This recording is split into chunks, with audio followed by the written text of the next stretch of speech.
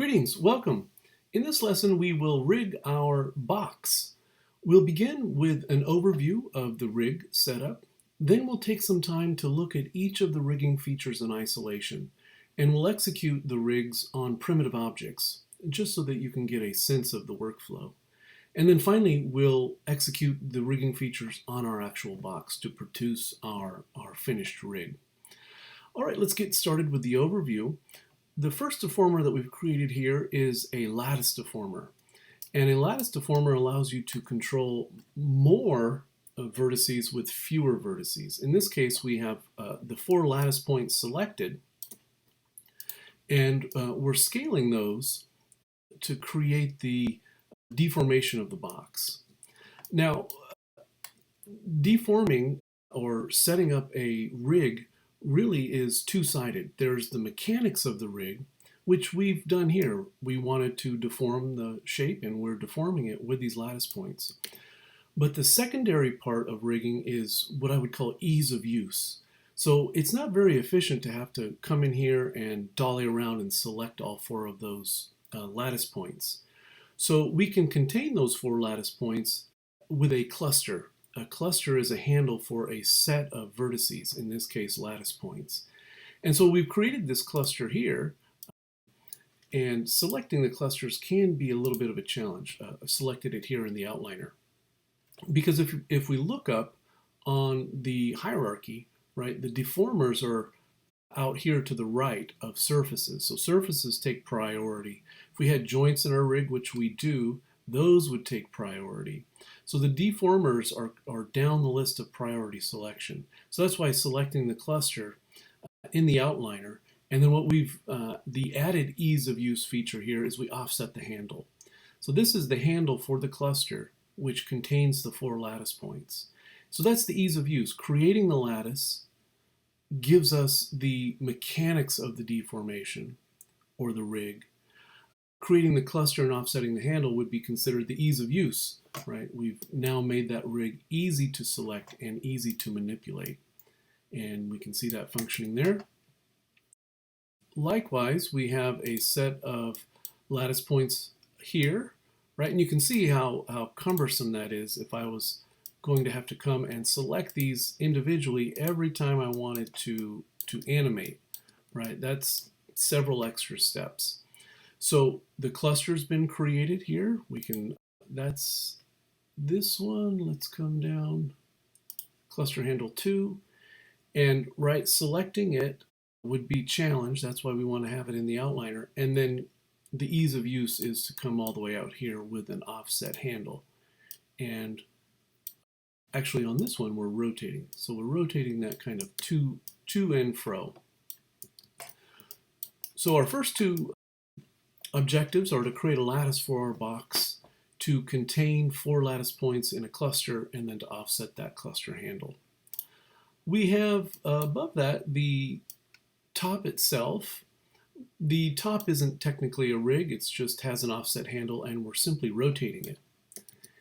The squash deformer for the head is our classic nonlinear squash deformer, and we employ that by opening the inputs, and it is the factor.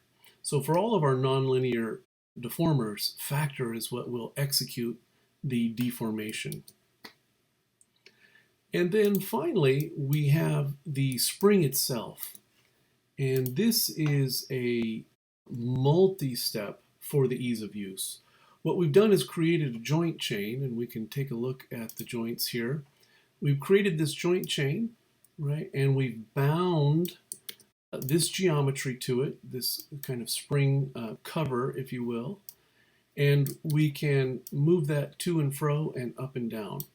And we've accomplished that, once again, the ease of use side, because executing this rig would simply mean selecting all of those joints. If I were to come and manually select all of those joints, I could scale them and rotate them, which is what is being executed here. This is simply scaling the joints down, and this is rotating the joints back and forth. But to make that easier, rather than having to select all those joints, we've created a spline IK, And then we've created a locator on the spline. And then we've created a secondary handle that spline handle is parented to or constrained parent to. So a multi-step ease of use set of rigging features for this. And we'll take our time when we get there and we'll go through step by step and you'll get it. All right, let's look at all of our lattice, cluster, squash deformer, and bound spline. Let's look at these in isolation. You may recall your spaceship, your poly spaceship, we used a lattice to create generalized shape. And so that's a good example if you wanted to taper the wings or taper that fin. You could use soft select because you're modeling, and then we could also use a lattice. Pretty close, not really one advantage over the other, but that would have been your first exposure to lattice points. Let's take a quick look here just using a sphere. So we've created the sphere, and if we right click you can see how many vertices there are. And if we wanted to create an average, an animated average, the lattice would be a good candidate. With the object selected in object mode, we'll come and create lattice. By default, you have 2, 5, and 2. If we take a look over here in the channel box, right? And if I change that to 3, and we can see how selecting the lattice points allows us to manipulate that object. And then if we make a selection all the way around, and you can see making these selections is a task. And that's why the ease of use portion of the rigging is so important. And an animator who, if you're working in a pipeline and you're responsible for the rig and you hand off a rig to the animator expects to see a set of controls that are intuitively placed. The animator does not want to come in and fish around for your mechanical rig. They want to see the handles of your ease of use rigging efforts. And so just mention that because we had to dolly around to select those 4 lattice points. But you can see we're getting the average here. And that's what the lattice gives us. If you delete the lattice deformer, the object snaps back. So if we want to get rid of the lattice, especially if we're using this as a function of modeling, we would delete the history for the object, not the history for the lattice. Sometimes that's confusing. A student will delete the history for the lattice and it wonders why the lattice is still there. When we delete the history for the object, our deformation maintains and that deformer, the lattice deformer, is now gone. All right, so take some time to practice. You can change the divisions and play around on a primitive object. I'm going to create a second sphere, and let's take a look at clusters. Clusters are very similar to soft select. When you're modeling, you'll probably be using soft select, but as we're rigging to get that same graduated fall off, the cluster is our best option.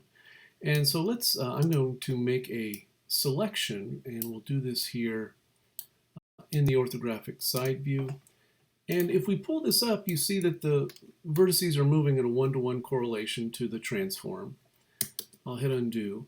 And of course, if you use soft select, we could tap the B key and we see the fall off. If I hold down the B key and scrub left, right, I'm changing the fall off.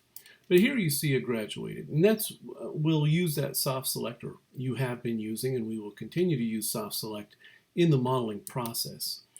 But when we want to rig and animate and incorporate these rigging features in a set or a hierarchy of rigging features, we want to use a cluster.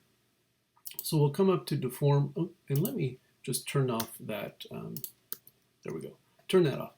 We'll come up to deform cluster, and by default, there is no fall off. So we just pulling that straight up and we see that 1-to-1 movement. I'm going to now change the fall off, smooth the fall off, if you will. And we do that with the object selected. We're going to be using clusters on the face of our Jack-in-the-Box. We're going to be using clusters actually throughout our rigging exercises this semester. And the one confusing part is that when we want to affect the cluster, we select the shape, not the cluster itself. And so I have the shape selected, not the cluster, even though we're going to affect this cluster. We'll come to Deform and all the way down to Paint Weights. So weight is the percentage of fall off. We'll open this dialog box, and you can see that because we only have one cluster, it opens. So just jot that down when we're affecting the cluster and we're opening the Paint Weights dialog box. We don't have the cluster selected, we have the surface selected. And for my paint operation, I'm going to say smooth, and then we're just going to flood. So flood, right, will execute all the way around globally, whatever operation you have. So we're going to smooth, and that's just creating a gradient, right? Where we see white, we have a 100% effect, and where we see black, there is no effect. And if we were to look at exactly 50% gray, that would be 50% in between. Now there's a little bit of a hip here, so we could come back and just double click that. That is our paint cluster weights. And we can flood it with the object executed and get that down a little bit better. If that was really bothering me, we would probably go back and just make a larger selection. But just for demonstration's sake, we can see that this cluster now controls those vertices, and we get a nice gradual or graduated deformation. Like I said, if I was actually executing this, I should have selected down a little bit. And that's actually common procedure. It's always best to select a little more than you think you need because it's easy to paint it off. But if you select less than you ultimately need, you have to recreate it or add to the cluster afterwards. And if you begin to paint weights, you can't do that. So always a good idea to select a little bit more, and then you are free to paint it off. But painting beyond your initial selection is problematic. All right, so there are clusters, and let's move on to the squash deformer. Take some time to practice that. We'll once again begin with a sphere, and we're going to come up to Deform Nonlinear. And these are fun to play with. Note that they're all executed in the channel box, in the inputs. And we're going to come to squash. Now, when you're playing with those nonlinear deformers, note that the more vertices you have, the smoother the deformation. The fewer vertices you have, the more faceted the deformation will be. So for instance, if we're creating a wave on a plane, the more vertices we have on that plane, the smoother the wave deformation will be. And conversely, the fewer the number of vertices, the more coarse that wave would be. But here we've got a rather dense poly sphere, and we'll hit squash. And I'll hit the 4 key just so you can see that. This is the high bound. I'll come here and I'm just going to scrub so you can make it go above or below, and I'll show you how that functions in a minute. And then of course, low bound. And then what we're after is the factor. So if I come back to the 5 key and we execute that, right, you can see that that's squishing and squashing. And what we want to do is not have the head, we don't want our jack head squishing and squashing from the center, right? We want it squishing and squashing from the neck. And we are free to move the deformer. And I'm going to pull this down, and in the context of our rig, we'll be snapping this to the terminal joint. We'll be snapping this squash deformer to the topmost joint and also parenting it there. And we can see here why we need to be able to manipulate the high bound. Because if we come back into the 4 mode, you can see there's the high bound, and that's the extent of where the deformation will take place. So if I execute that factor, you can see that the squishing and squashing has a boundary. And so in this case, we want to put the high bound, we'll hit the 4 key again, above the shape, close to above, and you could find that exact number. And then we don't need this to be at the bottom, so we could bring up the low bound. And now we have the deformation, right? This looks exactly or close to exactly as when we started. but we've affected the high bound, the low bound, and the pivot position of the squash deformer. And now when we execute the factor, right, it's taking place from the bottom. And this for our jack head would be the neck. And we're going to employ this on our primitive version of the Jackbox. We're going to employ this on our Skull Sculpt practice facial rig version, and then of course in your final version 3 with your Jack-in-the-Box properly topologized head. All right, so that is a squash deformer, and those 3 are pretty straightforward. So take some time here and practice using those on primitives. Use a variety of primitives and see how things function a little bit differently. And then in the next section, we'll tackle what is a bit more of a challenge, which is our bound joint chain for the spring. All right, we'll be right back. Welcome back. So you've taken some time and you've played with executing those rigs on those rigging features on primitive objects. And now we'll look at what is the challenging part of our rig. We've created a joint chain, and we can see that here. And this handle, the simple feature of this rig is that this handle is simply driving the scale of the joints. So our vertical rig is pretty straightforward. We've just got a handle here, and its Y translate is driving the Y scale of those joints and creating our vertical up and down. It's the to and fro that has the potential to trip us up, so we'll move through this slowly. Those joints are contained within a spline IK.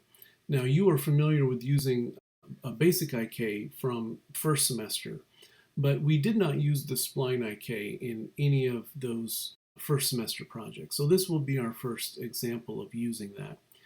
Then once we've created the spline IK, we're going to create a locator handle on the spline, on that curve, and then we're going to parent constrain it to this locator, which is sitting out here. And there's some advantages to having it on a separate locator versus offsetting the handle, as we've done with the other rigs. And then you can see that I'm locked down so that I'm not pulling too far left, right, and I'm also locked down so I can't pull beyond the extent. Now, when it comes to the custom version, a lot of times students say, I want my head to really move out, and we can play with adding a custom spline so that this rig would follow some type of rigged path if you really wanted that Jack-in-the-Box to come out and be able to maneuver about a greater distance than we're looking at here. Okay, let's take a look at these features in isolation. So I'm going to say File, New Scene, and let's first talk about binding. So that first semester, we're primarily parenting, taking a geometry and parenting it to a joint.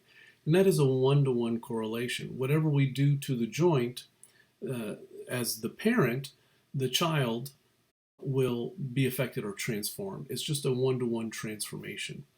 With a bind, we can create a network of joints, and then we can determine how many or how much influence each joint has on each vertice, and there can be overlap.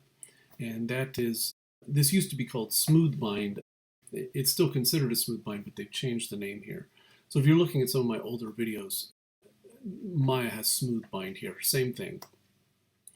So let's create a cylinder, and we'll create some joints for it and we'll bind it. So also note that the binding is vertices. So if I were to try to bind this and bend it, it doesn't have any information running horizontally. So the more information you have, the smoother the bind you will have. So I'm just going to say 12 here. That's enough for demonstration's sake. And if we were, let's just imagine we were going to have an arm or a leg, and we came and we went to create joints. Also, let's come in and just make sure that we're working with orient joint to world. That's what we'll be working on for the Jack-in-the-Box. So let's just go ahead and set that now. Opened the skeleton create joints dialog box, and I'm making sure that orient joint to world is on. Going to grid snap, let's say we'll grid snap here, hit the 4 key so we can see that and make sure that joints are on. So grid snap, and grid snap. So we could imagine, right, this is shoulder, elbow, wrist, or maybe it's hip, knee, ankle. Now, we don't have separate shapes, right? In that first semester parenting exercises, we're parenting individual shapes. So if I parent this to the top joint, it will function, right? But if I were to come to my elbow or knee and rotate it, right, this object isn't parented to this joint. If it were, let me unparent it here. If I did parent it there, it would still follow, right? But this is essentially the new pivot point. If I were to grab it here, it's rotating about. So it's not deforming. So parenting doesn't give us any ability to deform. I'm going to select this object by itself and hit Shift P or unparent. So I'm back to having my 3 joint chain and just this cylinder. And so let's bind it. If we shift select the joint, and selection order doesn't matter in this case, but we've got the joint here, uppermost joint, and we'll come to skin, and I'm going to reset just to make sure. Yeah, so I'm resetting this here just to the basics, and we'll use this default for our Jack-in-the-Box screen spring. I'll hit apply, and now we can see, right, we get deformation. Let me come back here and hit 3, and we'll look through and see that joint. Oops, make sure I've got it. Having a hard time selecting it, we'll come back here. Right, we can move the shoulder. And if there was anything beyond this, it would be affected by this joint. But the takeaway is that we are, right, this would be a knee, I guess, and this would be an elbow.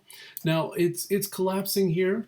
We have the same ability to paint weights, and the crease on the back of the knee and the crease on the front of the arm are 2 starting point lessons that you'll oftentimes see, where you paint the weights to create the facsimile of that kind of crease there.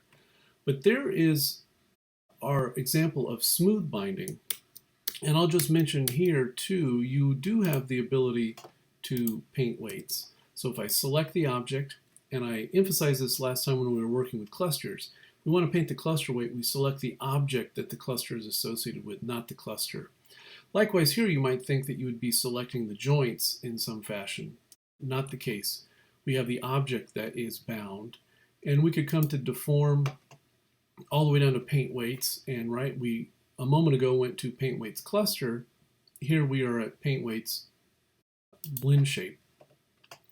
And we have the ability to look at all of our joints and then the same features here to paint those weights. With a simple item like this, I want to execute that. All right, so take a moment, create a primitive cylinder or any type of primitive object, create at least 3 joints, bind it, and then play with rotating those joints and scaling as well. I'll mention that. Kind of a non-standard practice to do scaling, but you can see that has an effect. Rotating and then, of course, moving would have an effect as well. But you're most often, the overwhelming majority of time, simply rotating. All right, we'll be right back. Okay, welcome back. Let's get into the rigging of the box. A few things before we start. This has been subdivided once or smoothed once, both items. So if you haven't smoothed it in the modeling mode with just the box selected, we would come up to Mesh Smooth. And that's what we're looking at here. And then the box top itself, smooth. So just smooth once. I don't want to execute that a second time. Smooth once, and then we'll be working in the 3 mode. So with an Arnold render in 3, effectively we have the equivalent of 2 smooths, although we've only executed once because Arnold can render the additional smooth preview. Okay, we want also good time to delete all of our history. So we're just going to come and make sure that when we're rigging, we want to have geometry that is history free. So we will come up to Edit, Delete All by Type History. Now be careful when you use the all by type, just a reminder, because this is a global function, it's wiping out all of the history in your scene. But in this case, we've only got these few items and we know that we want that history gone. Now we want to rotate your box top up, straight up and down, so 90 degrees, so that when we create the lattice, it comes all the way to the top. So we simply have these two objects selected, the box and the top, and in the rigging mode, we'll come to Deform Lattice. Deform Lattice. And we'll leave it at 252, which is the default. If you're doing a custom version, right, towards the end of the semester, and at this step you might want to have some more fine-tuning of the deformation of the box, you could increase that number. But 5 is good for our first 3 versions. We'll just leave that at 5. All right. As I've mentioned a few times now, rigging is twofold. On the one hand, it's creating the mechanics of the rig, and we fulfilled that here. This lattice deformer will allow us to make the box breathe in and out and rotate to and fro. But we want to engage in the ease of use portion of rigging, which is to make it as easy as possible for the animator, whether that's you or someone else, to affect the rig. So this lattice has solved the mechanics of the rig, and let's take a look how it's going to function. I'm just going to select these lattice points around, and we'll be scaling. So right, we can scale that in and out, and yours should be functioning this way. Your handle has not yet been adhered to the box. We'll take a look at that towards the end. But what's functioning is we're getting, this object is deforming, and it's driving the position of this object, which is not deforming. And that is a very common challenge, is to have a non-deformable object following a deformable object. And so that's why that portion is important and a rigging feature that you'll use often. But we'll get to that in a moment. So we can make that breathe in and out. So we have solved the mechanical rig. Now we want to make this as easy as possible for the animator to execute that mechanical rig. So I'm just going to undo back to there. We know that cluster gives us the ability to have a single node that controls multiple points. So that's why the cluster is our candidate here. We have these 4 lattice points, and it would be very inconvenient to have to fish around for those every time we wanted to animate. Not to mention that we would then have 4 items in our graph editor versus 1 when we create the cluster. So let's do that. We have the 4 lattice points. Make sure you've got all 4 selected. And we'll come up to Deform Cluster. Deform Cluster. Now, our ease of use is going to be multiple step because this is still not easy, especially because the cluster is subordinate to, in selection order, the cluster is subordinate to the surface. So when I go to pick it, I'm getting the surface. A reminder here to take a look object mode, and we can see that this is listed left to right, and this is in priority order or hierarchical order. Handles take priority over everything. Next is joints, after that is curves, then surfaces, then deformers. So right, this icon here represents deformers. The cluster is a deformer. When I go to select it, because it's on the other side of the box, I'm getting the box. Why? Because the box is a surface, and surfaces take priority over deformers. And then just FYI, here are our dynamic agents, here are our rendering agents, and then the question mark represents miscellaneous, and that's everything that doesn't fit into one of these categories, the leftovers. Okay, so how can we make this cluster more selectable? Well, we can turn on a handle for it, right? There are no handles by default. There are no handles in the wild, if you will. But we can take any one of these categories, turn a handle on for it, and put it to the head of the class in terms of selectability. So we'll select our cluster, right? And we already are seeing that it's difficult to select in the middle of the surface. So we'll select it in the outliner. And then we'll turn on its handle. We'll come to Display, Transform Display Selection Handle. display, transform display, selection handle. And so now that's on. And right, if I were to try and move it, I'm executing it. Now, when I draw the little bounding box, I do indeed get the cluster because its handle is on and now it's to the head of the class. But just in terms of standard practice, you typically do not want handles within the geometry. We want to have those handles offset into open space. It's usually on one side of the model or the other. And so we'll just pull these handles out to the right side. Now again, if I try to execute that in object mode, it's driving the handle to the cluster to the lattice points. So we want to jump into component mode. We'll jump into component mode here and make sure handles are on. They're off by default, so we'll just click that on. And now I can draw a little bounding box around that and slide it out. So this handle's been slid out, and if we wanted to be precise, we could jump into the orthographic front view, and let's say with the X key and middle mouse button, we'll snap that, and we can put all of our handles out here on this same grid line.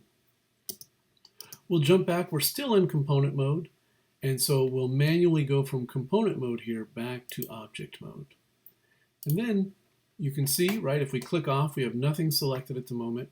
Very convenient to select that handle, which represents the cluster. The cluster is controlling the 4 lattice points, and now it's quick and easy for us to scale.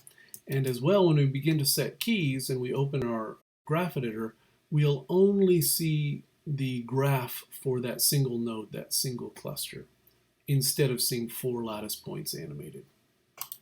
All right, you can delete that and practice it. I would encourage you to do that. In this case, this is the same exact workflow, so this serves as a bit of a review. We'll select the 4 points, and it's easier just to dolly around to where you have a clean selection and just draw a little bounding box around it. So we have those 4. Once again, just to review, we've solved the mechanical rig, We could animate at this point, and the viewer would not know that we hadn't completed the ease of use portion of the rig setup, because we solved the mechanics with that lattice. But we know, we don't want to fish around for those lattice points. We don't want to see 4 lattice points in the graph editor. So we'll turn on a cluster handle. We'll just go ahead and skip right to display, transform display, selection handles. With that selection handle selected, we'll come into component mode, make sure handles are on in component mode. We can select that handle. With the move tool, we'll drive it out here, and we'll do the same thing. We'll grid snap it to this line here. And then we'll come back into object mode, and we'll test it. We can select that handle, and our top, we're going to have it rotate kind of to and fro. All right, I'll give you a chance to complete those 2. Pretty straightforward, but there are some opportunities, pitfalls there, so take it slowly. If you need to rewind, and when you get to this point, tackle the next section. Be right back. Welcome back. Let's get started on our spring. We can't create the squash deformer to the head till we create the head, and we'll create the head after we've created the spring.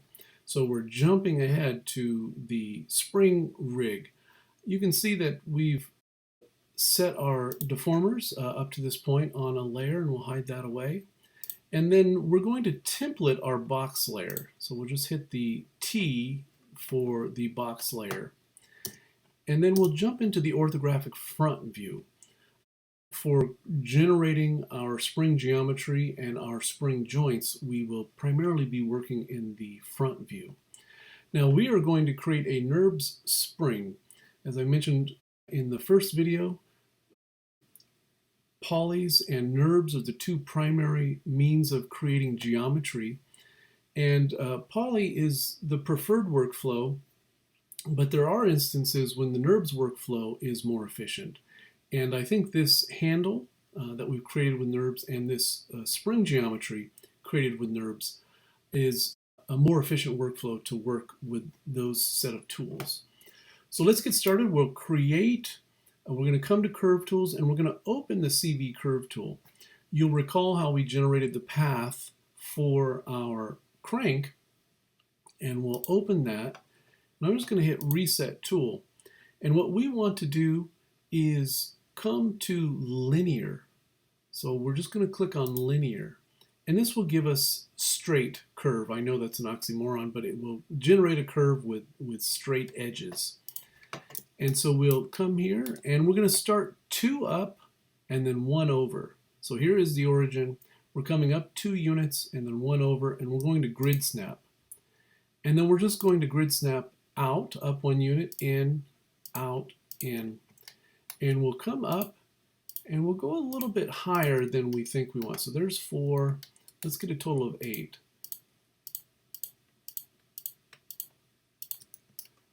So there, right, we got 1, 2, 3, 4, 5, 6, 7, 8 of the outer corners. And we'll hit return. And then we're going to revolve this, but we will rebuild the curve first. Let me just demonstrate what we're up to here. I'm going to come back to the modeling mode. Right, we're skipping all of the poly tools, coming to surfaces, Nurbs surfaces. And we'll hit revolve, and this is revolving on the Y, so we'll just make sure, and that is the default. And we hit revolve, and if you take a look, right, you've got these hard edges. And so we want to rebuild this curve so that we have more of a beveled edge here. Right, if we were working in polys, we would select all those edges and bevel them. With this Nurbs workflow, we can rebuild the curve to have a rounded edge here, and then our geometry will update. What we want to do is take a look in the attribute window. I'm going to click off and click back on because it was showing me the relationship to the curve. What we're interested in here is the spans. So it has 16 spans. If we look at that curve in isolation, you can see that it has 16 spans. And we'll rebuild the curve to 16. So we're going to come to curve, pull all the way down to rebuild, and then in the number of spans, I believe the default is 4. We'll set that to 16, and with all of those default items, when we hit rebuild, it smooths the curve on each of the pointy ends because of those default settings. And with our history intact, right, the curve then updates the surface. And we have a more attractive, a more kind of spongy looking geometry for our spring. All right, and once we're done with that, we can get rid of the input, which is this curve here, and we have our geometry, our Nurbs geometry. Now we can create our rig, which will be a joint chain. We're going to come to the rigging mode and open skeleton, create joints dialog box. And you may have already set it to world space, but we want this in world space, even though we're grid snapping. This will give us a uniform Y translate when we get to the set driven portion. So we've got that connected, and we're going to start at the bottom. So we're going to anchor this spring shape. Grid snap, and note that we're grid snapping into the middle. Oh, actually, I'm going to delete that and start again. We'll grid snap, 2, 3, right? The joint is taking place at the narrowest part of the spring geometry, and we stop at the top. And we can hit shift on the joint, and we have 10 total joints, right? This is our first joint, and this is our terminal joint at the top. And if you haven't been incrementing and saving, just a reminder here, there's some opportunity for mistakes, common to make a mistake as we work here. So increment and save so that you can get back to a clean version in case you work yourself into a corner. Here we're going to smooth bind. We'll select our geometry, shift select our joint, and we'll come to skin, bind skin, and we'll open that dialog box. And once again, I'm just going to hit reset settings, and we'll hit apply. And if you just want to pick one joint, right, we can see what happens when we just pick one joint. I'll hit the 5 key as well. right? So you can see that is deforming the whole object. We didn't parent, right? We have bound. And then if we select all of the joints together, right, now we've got our spring. So you can see with all those joints selected, we can rotate back and forth. And with all those joints selected, we can scale up and down. So once again, the mechanics of the rig has been solved, right? We simply created a joint chain, bound our geometry to that joint chain, and the mechanics of the rig have been solved. We could animate this and the viewer would not know that we have not created the ease of use portion of the rig, because we could just animate and scale those joints and we could rotate that. But it would be a hassle to select all of those joints, and then our graph editor would be full of more information than we needed it to have. So now we want to take this multi-step process of creating a single handle which will control the vertical and to and fro rotation of the joints. In fact, let me pause here and I'll let you get to this point, and then we'll tackle the ease of use in the next section. All right, I'm going to turn on our X-ray for joints, and we're going to create a IK handle, a spline IK handle that starts at the bottom and terminates at the top. So we'll come to skeleton, and there's create IK handle, and we're coming down to create spline IK handle, spline IK. We'll click on that, and we'll click the bottom joint, and I'm not holding the shift key. We'll click a second time on the top. And if you look in your outliner, you can see that we have two new nodes. We have the IK handle, and then we have the curve node. The IK handle is a bit of a misnomer in that we're not ever going to select this handle. You can think of it more as a null node or an intermediary node. What we're going to be selecting is this curve. And we can see right away when I pick the curve, it's the only thing I have selected. When I move, it's controlling it. It is controlling that IK handle, which is controlling that joint chain, which is controlling the geometry, right? I'm going to say show none and show curves, Nurbs curves, and let's right click it and choose control vertex. So, oops, and I need to also have Nurbs CVs on. Sorry about that. So I've got Nurbs curves and Nurbs CVs on, and CV stands for control vertex. And we can see here if I grab this, right, I've grabbed this control vertex, and let's turn everything back on. Now, when I'm moving that vertex, it's deforming the curve. The curve is deforming the IK handle, which is deforming the joints, which is deforming the smooth bound object, right? And so you can see this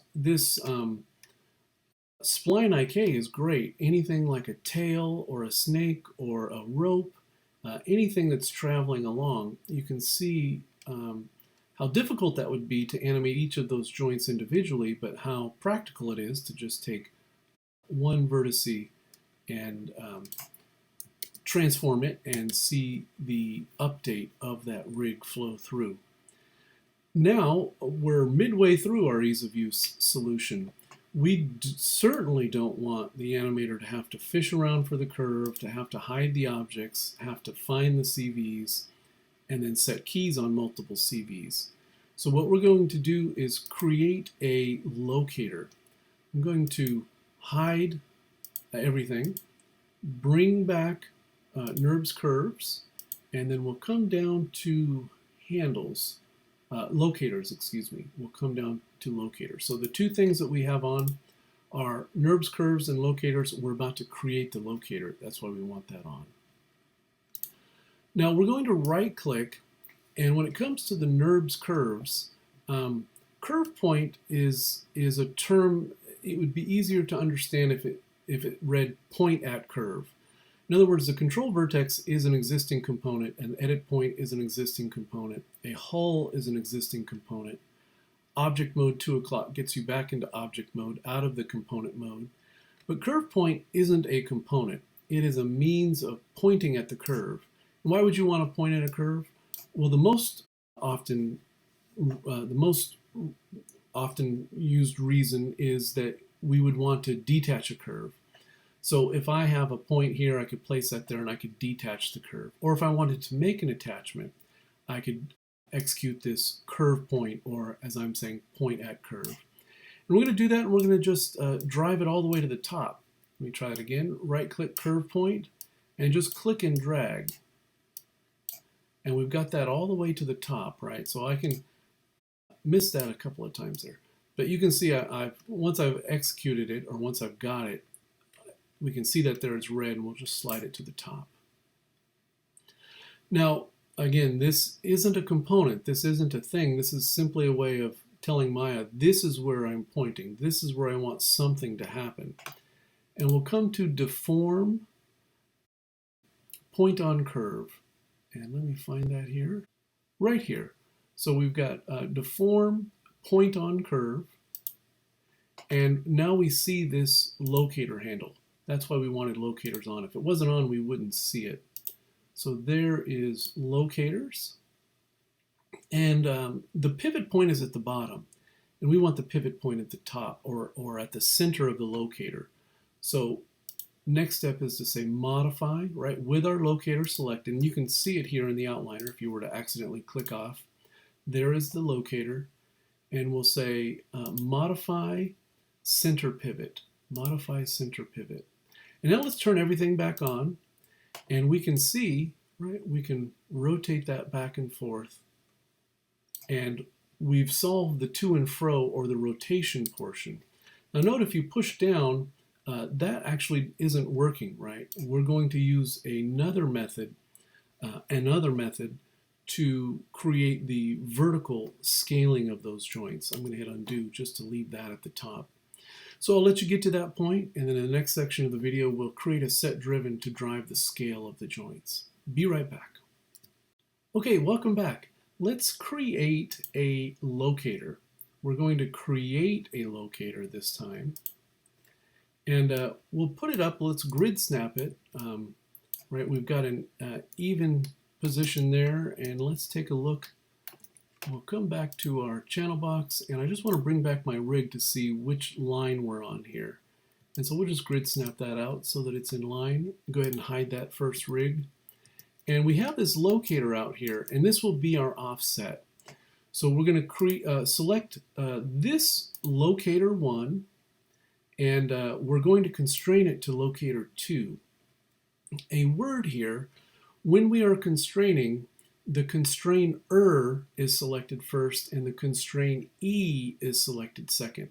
That's the opposite of parenting, right? When we're parenting, we select the child first, which is the subordinate, and then we pick the parent, which is the boss.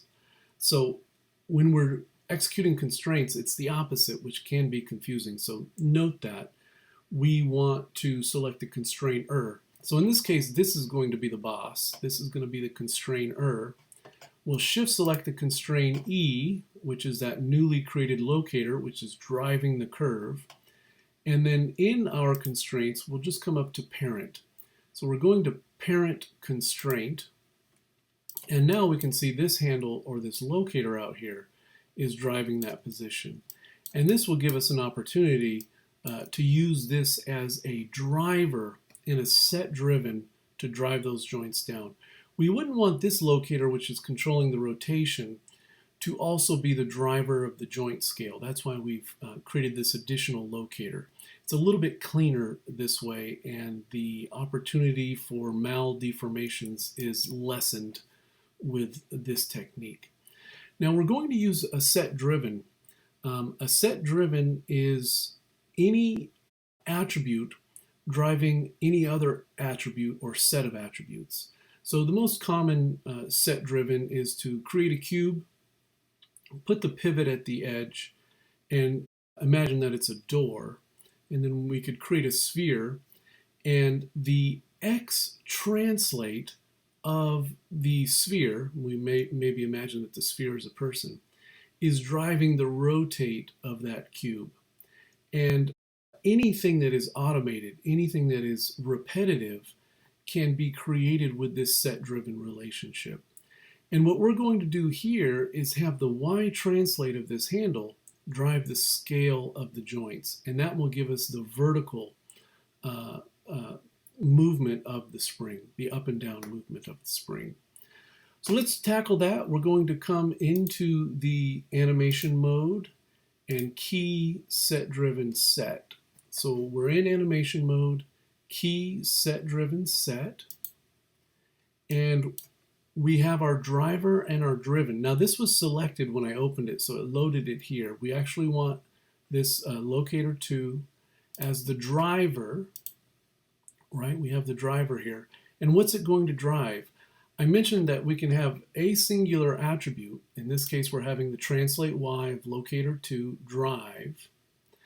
And what's it going to drive? It's going to drive the scale of all of these joints. So we'll select all of those joints, right? Because a single attribute can drive one or multiple attributes. So we'll load driven. And then we'll select all those driven. And what is it driving? It's driving the scale Y. And we could just test that here. We can see that it's, right, if we go scale Y on all those joints together, we see that here in the scale Y, right? If I was to scrub that, you see that that's going back and forth. So I'll put that back to 1, right, which is our full length. And let's take a look, just read this again. So locator 2, and note here, when you're using the set driven dialog box, it's better habit, or it's good habit, to go back and forth here and not out here. You may inadvertently click off, or you may inadvertently select something else. Now, in a relatively simple scene like this, that's probably unlikely to happen. But if you have a very complex scene, it's just better habit to move back and forth. So if I want to select the joints, I'll select them here, and then we can see it accidentally deselected the scale Y. Locator, scale Y. Translate Y. So locator 2, translate Y is driving all 10 joint scale Y. And then this word key is also problematic, or just mildly confusing. It's not key as in setting a key on the timeline. That's why I say I wish they would use a different word. I think the word would be establish, right? We are, or setting. We're establishing the relationship.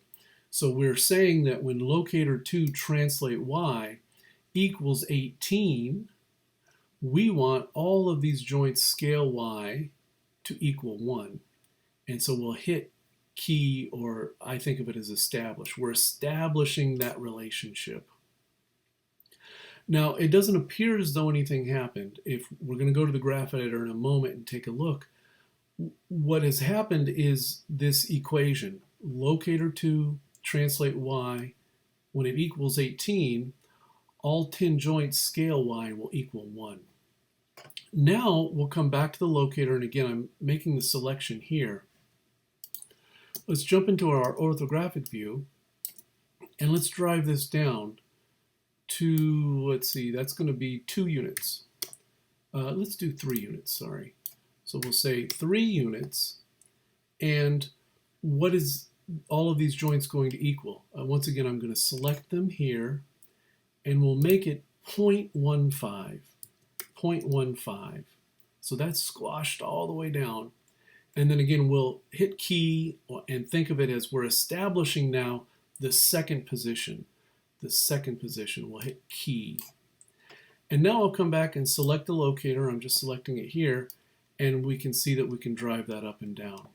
We can drive that up and down. When it's at 18, all of those 10 joints are scaled to 1. When it's at 3, all of those joints are scaled down to 0.15. And so this is driving via this set key relationship. And if we look at the joints in the graph editor, the set drivens are manipulated in the graph editor, but what you'll note is this is not a time-space graph. We have values running vertically and values running horizontally. So there is that relationship, right? When it equals 3, those equal 0.15, and when the position equals 18, right, that was our terminal high position, the scale of all of these equals 1. So we've simply established those two positions. When the locator's at 3, the joints are at 0.15 on the scale, and when the locator's at y18, the y scale of the joints is at 1, and this is that position. And if we need to make some manipulations, which we may, sometimes the joints will rotate a little bit funny. We can come in, we can change this, because you can see this is a flat tangent with acceleration. And we may want to manipulate that, but that's how we would do that. All right, so there is that locator, and we have finished. We'll come back in a subsequent lesson, not this lesson, and we'll talk about isolating the position of this. We could even create a box that this functions in. And as well, this locator, for a custom 4 version, sometimes students are interested in dynamics. Having this within a box allows us to create a dynamic version where this locator is being driven by forces, but is contained within a box. We'll talk about that in a future lesson. But for now, you can see that we've got that working.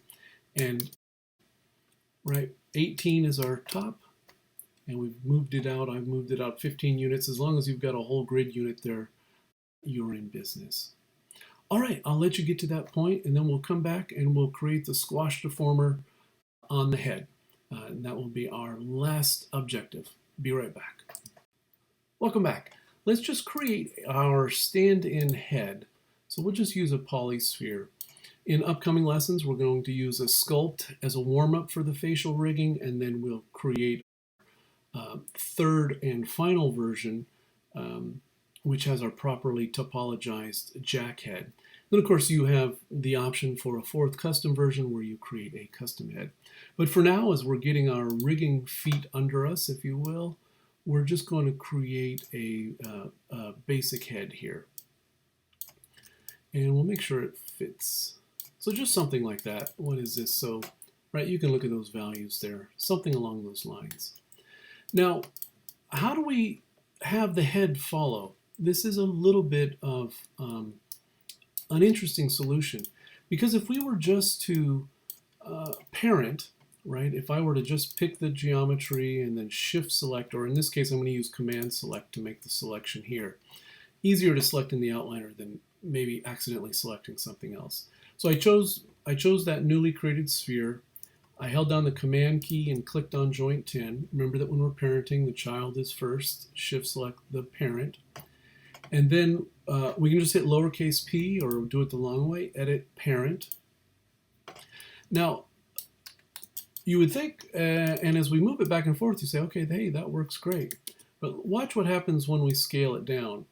Now, what is happening here? Why is that happening? Now, we're getting some flipping. That goes back, and we'll solve that in the graph editor. But I'm talking about the head itself, right? It's flattening out. And that far in the box, you're not going to see it, but right about midway through, you wouldn't want your head squashed down 50%. Why is that happening? Well, because the joints are scaling, right? We have our joint, that terminal joint 10 is at 1 here, right? So that's full. And then as we pull it down, it's coming all the way down to 0.15. So we don't want the head to also be squashing. Let's put this back to 18. And I'm going to unparent that. And we're going to constrain. If we look at our constraints here, right, a parent is essentially constraining the translate, rotate, and scale all together, right? It's giving the translate, rotate, and scale of one node over to another node.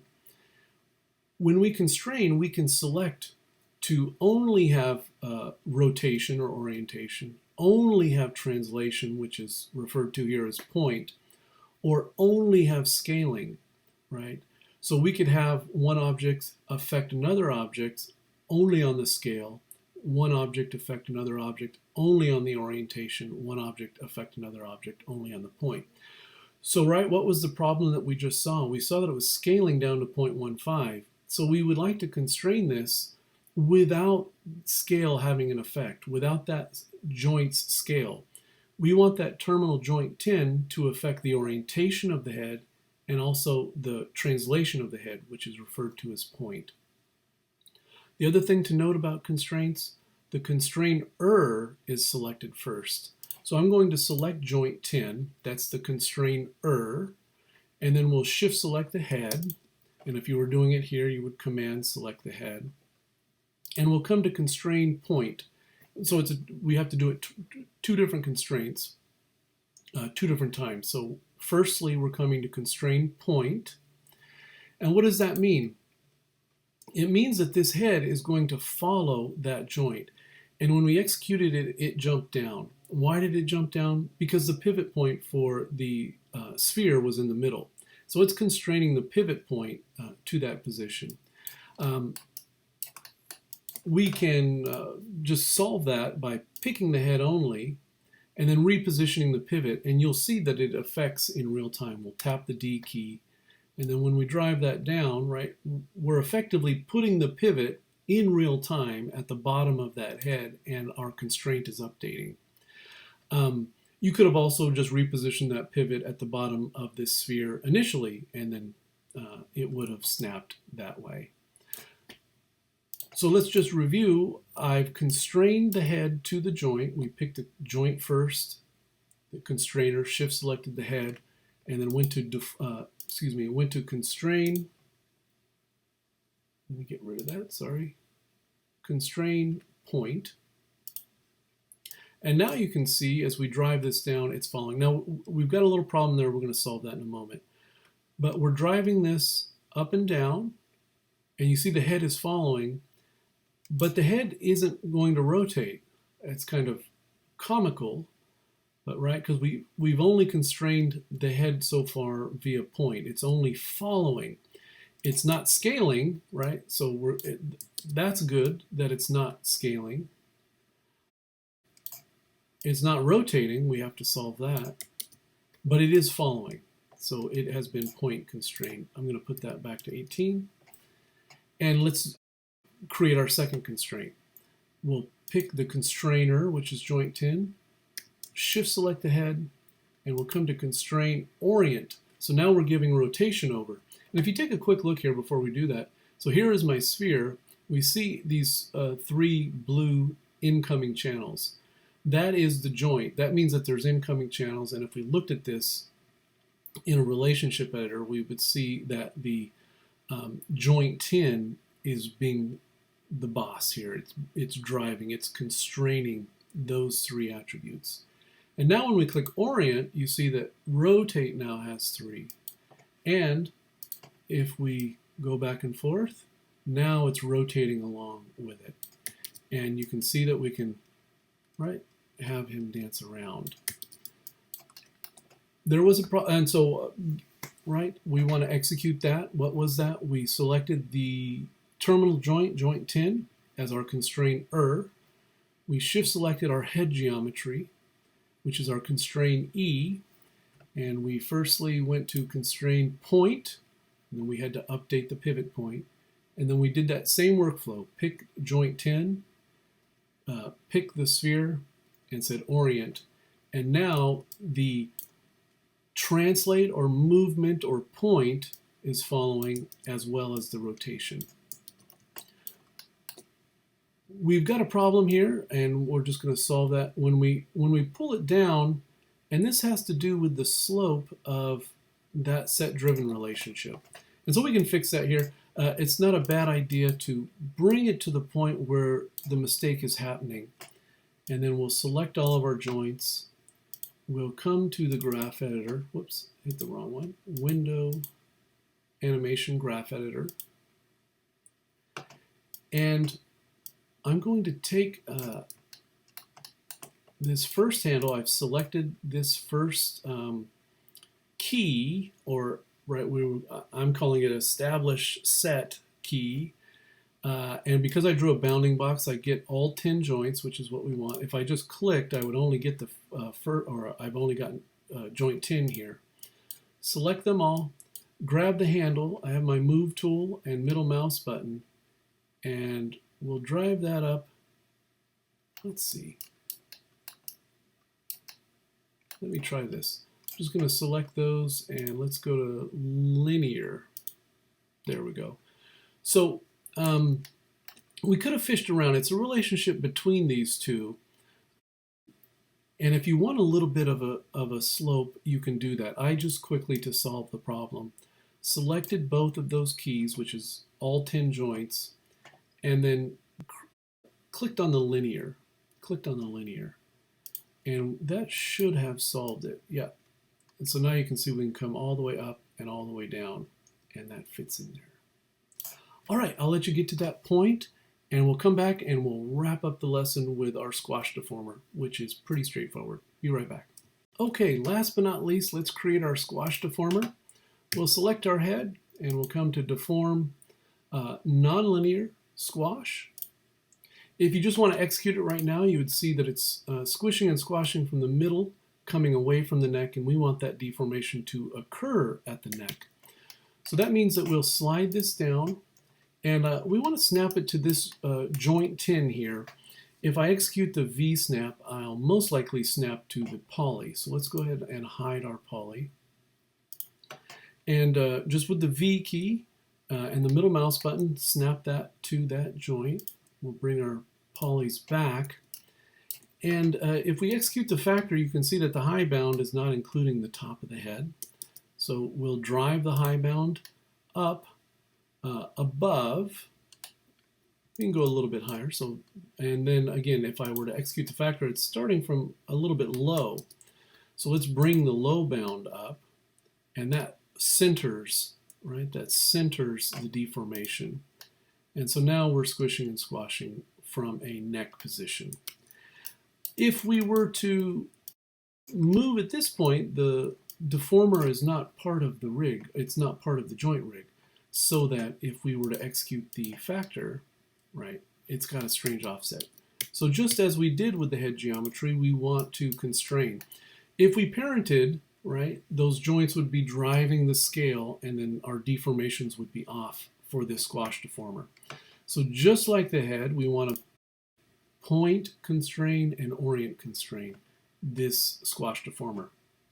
So I have joint 10 selected, the constrainer, and we can just shift select the constrain E, which is the squash handle. If you were doing it in the outliner, it would be command select. And we'll just do these both at the same time. We'll say constrain point, and we'll say constrain orient. And now we can move that, and you see that it is following. And if we were to execute it in this position, which we will, let me select that, and we'll come to squash and factor. You see that it's behaving as we would expect. So we'll put that here back and then slide it down, and you can see that the squash deformer is not scaling because we did not scale constrain it. We only orient and point. So we've eliminated the joint from scaling that squash deformer. Okay, that is our rig to this point. Those are all of the bits. We did have an offset handle for the top. We can do that now real quick. Display, transform display, selection handles. And then, let's see, where did that go? I may have had that on already. So it's slightly to the back. So how could we correct that? We'll just come and we'll select it. And actually, let's hide everything else. So I'm going to select this, and we'll click on this icon here, which is Isolate Select. Select the handle. Mine is offset. I'm going to come into component mode, handles selected. And I'm just going to snap it. I'm going to omnidirectionally snap it to this point here, right? Just center it. And then now I can slide it straight out. And we want to jump into this front view and have it line up with our others. So we'll grid snap that there with the middle mouse button. Come back into object mode, come back to our perspective view, re-click on Isolate Select, which brings everything back. And there is our rig to date. There are a few more features that we will add as we get into animation, but we can even start the animation process first, and then those additional rigging features will make a little bit more sense. So get your rig to this point. This is what you'll be submitting to the assignments page, but I would encourage you to spend some time animating each of these different rigging handles. I anticipate lots of questions. Rigging of those 5 main categories, rigging is without question the most challenging, and I anticipate lots of questions, and I look forward to working with you. See you in the tech discussion forum. Have a good one.